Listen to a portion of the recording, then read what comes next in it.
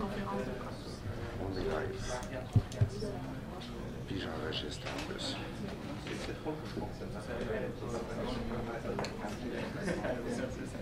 ça. Micro, écouteur, juste moteur, pas juste le son.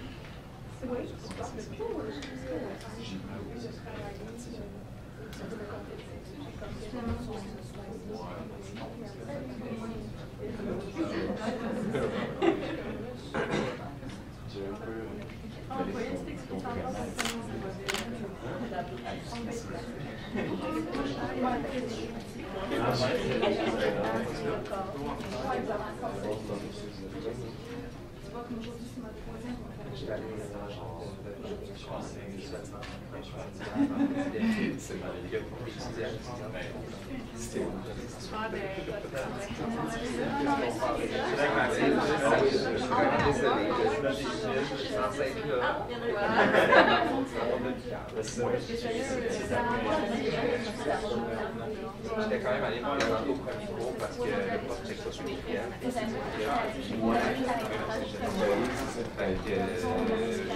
suis juste allé donner des courriels.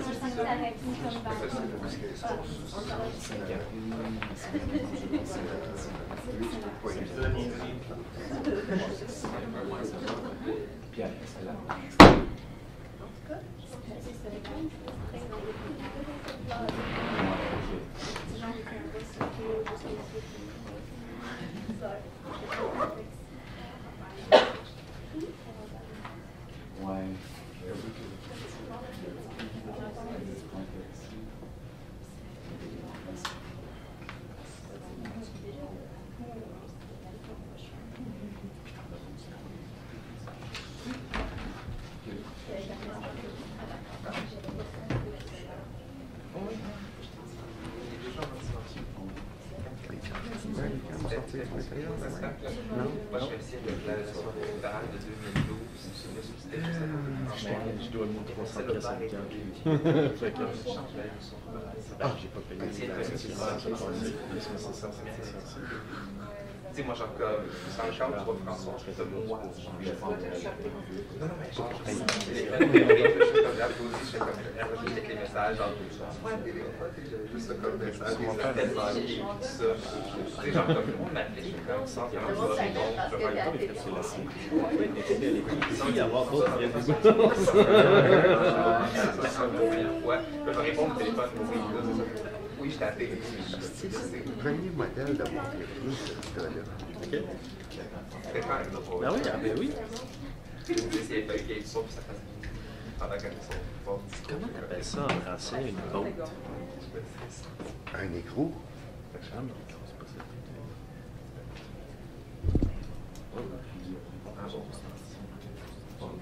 Ça part, ça. C'est moins bon. Ça m'a demandé autre chose. Ah oui, c'est live, hein? Parce que tout ce qu'on se dit, ça sort. Ah, tu es live? Je stream puis je l'enregistre.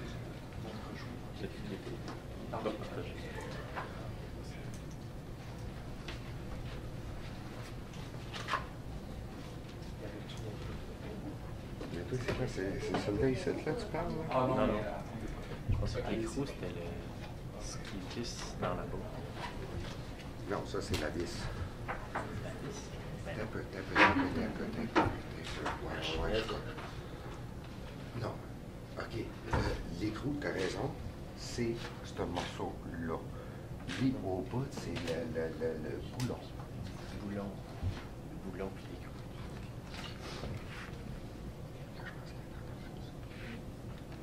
Donc, bonjour. Bienvenue à la conférence de presse du CETU, du syndicat des employés étudiants de l'UQAM.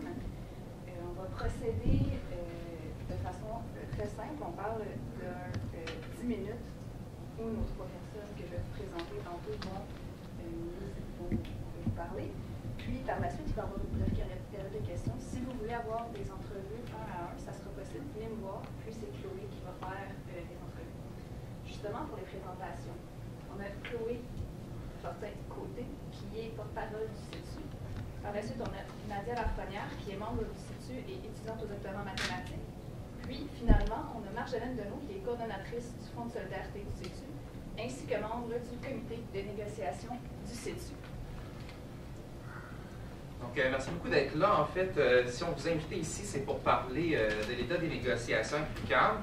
Tout d'abord, on veut dénoncer la lenteur des négociations, puis on souhaite surtout accélérer les procédures puis reprendre la discussion, surtout sur notre revendication prioritaire qui est le plancher d'heures.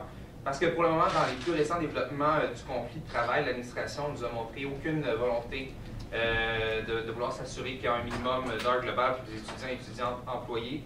Et c'est plutôt l'inverse dont on a été témoin, c'est un refus catégorique de la part de l'UQAM de garantir un plancher d'heures. Donc on le sait tous, depuis quelques années, on a un contexte d'austérité qui nous est imposé dans l'ensemble des services publics. Les universités ne sont pas épargnées. On compte même plusieurs centaines de millions de dollars de coupures dans le financement. Et on apprenait même cette semaine que le gouvernement a l'intention de couper encore davantage dans les subventions aux masses salariales dont bénéficie notamment l'UQAM. Et donc, pour faire un peu écho à la conférence de presse qu'il y a eu hier avec les enseignantes et enseignants de l'UQAM, nous autres aussi, on veut inviter le ministre Pierre Moreau à venir voir l'effet des coupures sur l'université. Question de voir l'ampleur des dégâts. Et donc, aussi au niveau de l'université, dans les 5 dernières années, le nombre total d'heures travaillées par l'ensemble des membres du CETU a diminué d'environ 21%. Et pour l'année en cours, l'UQAM souhaite faire d'autres compressions de l'ordre de 12,5 millions de dollars, tout en poursuivant des projets immobiliers qui sont non nécessaires à l'université. Donc, dans ce contexte, nous autres, on se préoccupe non seulement de notre avenir en tant que salariés, mais aussi en tant qu'étudiants et étudiantes et de l'impact de telles mesures sur notre université. Donc, l'administration qui souhaite notamment ajouter de nouveaux étages à des pavillons existants. Mais nous, on ne considère pas que c'est par des planchers de béton qu'on va assurer un avenir à l'université, mais qu'un plancher d'heures va justement garantir un meilleur avenir à notre institution.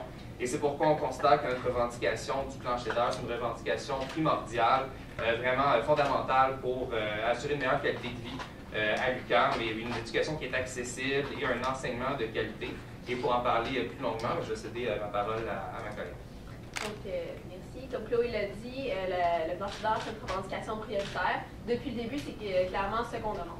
Donc, c'est une revendication qui a été catégoriquement refusée par la direction de l'UQAM à plusieurs reprises. Et même si le CETU a fait des concessions, donc au début, on demandait une augmentation du nombre d'heures offertes en contrat. Maintenant, on demande un maintien pour seulement assurer la qualité des services qui sont déjà offerts. Mais encore une fois, la direction ne veut rien savoir de ce qui est un plancher d'heures. Qu'est-ce que ça fait un plancher d'heures? Bien, ça permettrait d'empêcher des coupures dans l'enseignement, dans les auxiliaires d'enseignement, mais aussi dans la qualité des services qui sont assurés par des étudiants et des étudiants employés. Donc, ce qu'on demande aussi, c'est d'avoir une meilleure qualité pour l'enseignement. Les tâches qu'on effectue sont généralement des tâches d'assistance dans les travaux pratiques, les ateliers, les laboratoires, mais aussi de la correction, du monitorat, donc beaucoup de soutien à l'enseignement. Et on pense que c'est nécessaire que les employés qui donnent ces activités-là aient du temps non seulement pour les préparer, pour que ce soit des activités de meilleure qualité, mais aussi on aimerait s'assurer que le nombre d'heures reste le même. Surtout que ces services-là sont utilisés principalement par des étudiantes, des étudiants qui ont plus de difficultés à l'école. Donc, on aimerait assurer comme ça une meilleure équité aussi. Donc, une meilleure qualité d'éducation, une meilleure équité dans les services éducatifs qui sont offerts à l'UQAM. Donc, c'est vraiment, pour nous, c'est essentiel la revendication d'un plancher d'heures. Et on trouve que l'UQAM, qui nous dit craindre des problèmes de recrutement, se préoccupe justement pas assez de la qualité de l'éducation en refusant de discuter de cet enjeu-là.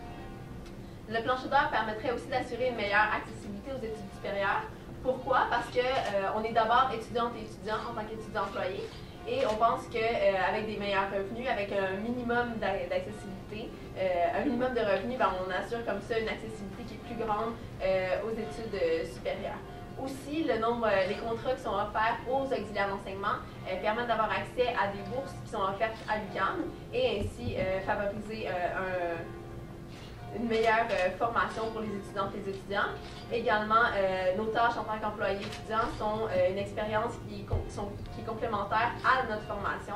Et même si c'est des emplois faiblement rémunérés qui demandent une qualification importante, on pense que c'est des emplois qui assurent une meilleure qualité d'enseignement. Finalement, je conclurai en disant que le plancher d'air est un enjeu qui est politique. C'est probablement la raison d'ailleurs pour laquelle la direction ne veut pas en discuter. Elle préfère maintenir sa politique d'austérité, maintenir des coupures. Ce qu'on a remarqué dans les dernières années, c'est que oui, l'administration concédait souvent des hausses salariales, mais en baissant toutefois le nombre d'heures. Donc, est-ce qu'on veut vraiment que les étudiantes et les étudiants soient victimes de la politique de l'université? C'est une question qu'on doit se poser. Bon, merci.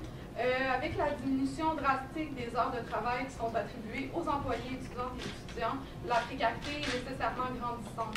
Donc, afin d'atténuer cet effet de précarité, le Fonds de solidarité du CETU a été créé le 7 janvier dernier pour les membres. Environ 150 paniers de nourriture par semaine sont distribués depuis déjà 6 semaines et le Fonds de solidarité fonctionne principalement grâce aux dons financiers d'associations, de syndicats, de marchands et d'épiciers. Donc, cette initiative qui est née de la grève actuelle démontre bien la solidarité inhérente aux membres du CETU qui ont su mettre en place un projet positif et rassembleur en cette période vraiment difficile. Donc, au fil des semaines, les distributions du Fonds de solidarité se sont transformées en lieu de rencontres privilégiées, de mobilisation, d'organisation, d'échanges entre les membres. Même s'il s'agit d'une mesure temporaire visant à soutenir les membres pendant les négociations, la fréquentation de banques alimentaires fait partie de la réalité quotidienne des employés étudiants et étudiantes. Il faut garder en tête que les membres du CETU sont des travailleurs et des travailleuses atypiques qui, en plus d'étudier, doivent conjuguer avec une baisse constante du nombre d'heures des contrats qui leur sont alloués. Donc, nous ne voulons pas que les étudiantes et les étudiants employés aient recours de manière permanente à des mesures d'aide. C'est pourquoi les membres du CETU continuent de lutter pour l'établissement d'un plancher d'heures dans leur convention collective. Nous critiquons au passage le manque d'ouverture de l'administration de l'UQAM dans les négociations et nous demandons de revenir s'asseoir à la table pour négocier. Merci.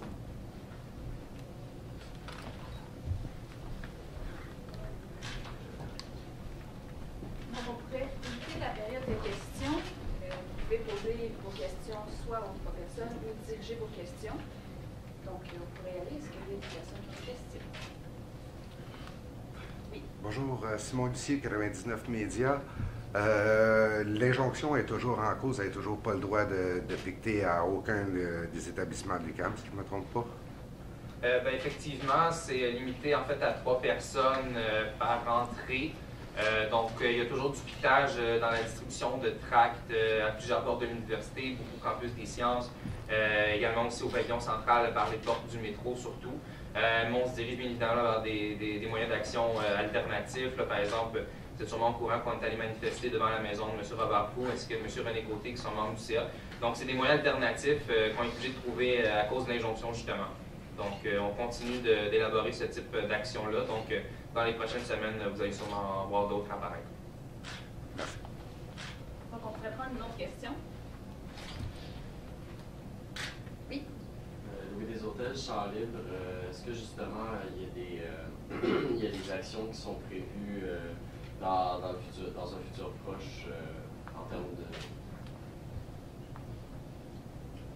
Ben moi, en fait, de ce que je sais, on a des actions prévues dans les semaines à venir. Par contre, on n'a rien planifié encore, là, dans le sens que c'est des actions qui demeureront secrètes pour le moment, mais surveiller, il va y avoir des choses qui peuvent passer. Il y a par contre l'Assemblée publique de l'UQAM qui va avoir lieu le 10 mars, donc à l'université, pour faire le point sur la situation de l'université, faire le point de ce qui se passe. Et aussi, évidemment, le but, c'est de réunir tous les membres de la communauté, que ce soit les enseignantes, le personnel de soutien, mais également les étudiants. si vous souhaitez avoir plus d'informations sur les activités à venir, vous pouvez toujours aussi suivre sur Facebook le CETU, simplement chercher CETU UQAM. Les informations vont être diffusées à ce moment-là. Est-ce qu'il y aurait d'autres questions? Oui? On a vu que le gouvernement souhaitait indexer là, à 3 les. Mon Dieu, le terme m'échappe, mais. La PSG. La PSG, oui, c'est ça. Qu'est-ce que vous répondez à cette décision-là du gouvernement? Est-ce que vous croyez que l'UQAM peut se dégager une marge de manœuvre malgré cette indexation-là? Ben, elle pourrait abandonner ses projets immobiliers déjà en partant puis débloquer des fonds. Donc, il y a des moyens d'action qui sont possibles de la part de l'université. Actuellement, il y a des décisions administratives qui sont prises qui ne sont pas nécessaires. Donc, ils sont capables d'aller trouver ces fonds-là. Puis, ils se sont votés aussi une augmentation salariale de, je pense, 4 %. Donc, il y a des possibilités ici d'aller couper à certains endroits puis d'aller chercher de l'argent malgré les décisions du gouvernement. Puis, c'est clair qu'un autre, on va parler au gouvernement. Comme j'ai dit, on invite M. Moreau à venir à l'université, comme les enseignants et enseignantes l'ont fait hier, question de discuter avec lui qu'effectivement, il y a des situations de ce type-là qui ne sont pas acceptables et que 3 % bien, c'est un peu ridicule. Le taux d'inflation augmente assez rapidement. Nous autres, ça fait 2 ans qu'on n'a pas de convention collective, donc il n'y a pas eu d'indexation à ce niveau-là. Donc, on est resté avec les mêmes salaires de 2 ans. Donc, il y a eu une perte salariale. On demande un rattrapage là-dessus et également une augmentation qui va quand même nous sortir là, de moyens de survie là, pour plusieurs étudiantes et étudiants, mais ce n'est pas des salaires qui sont décents dans les conditions actuelles. Est-ce qu'il y aurait une autre question?